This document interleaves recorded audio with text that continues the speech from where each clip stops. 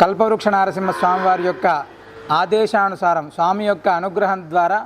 ఈ యొక్క ఏరువాక పౌర్ణమి నాడు అత్యంత విశేషంగా భూవరాహ స్వామి వారికి సంబంధించినటువంటి మూలమంత్ర హోమాన్ని భూసూక్తంతో విశేషమైనటువంటి హోమాన్ని మనం నిర్వహిస్తున్నాం. జూన్ 21వ తారీఖు భద్రాద్రి దివ్యక్షేత్రంలో భూవరాహ హోమం, అదేవిధంగా భూసూక్తంతో ప్రత్యేకమైనటువంటి రైతుల క్షేమం కోసం రైతులు పంటలు పండించేటువంటి పంట బంగారం పండాలి అనేటువంటి సంకల్పంతో ఆనాడు విశేషమైనటువంటి హోమాన్ని నిర్వహిస్తున్నాం. ఈనాడు మృగశిర కార్తె సందర్భంగా ఈరోజు విశేషమైనటువంటి ఈ యొక్క మట్టికి పూజ చేసి ఆ యొక్క మట్టిని ఆనాడు ఏరువాక పౌర్ణమి నుంచి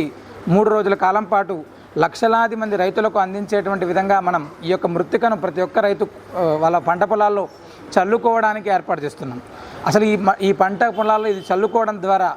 ఖచ్చితమైనటువంటి ఫలితం ఉంటుంది. ఎందుకంటే విశేషమైనటువంటి వరాహ క్షేత్రాల నుంచి సంగ్రహించినటువంటి మృత్తిక ఇది.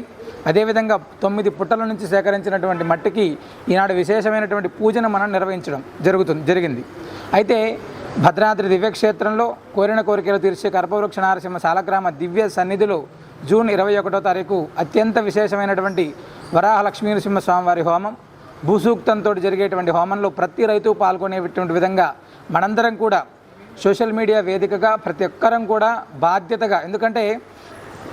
రైతు అనేటువంటి వాడు బాగుంటేనే ప్రతి పదార్థం అంటే పండించేటువంటి పంటలు కావచ్చు ఇవన్నీ కూడా బాగుంటేనే మనందరం కూడా ఆరోగ్యంగా ఉంటాం,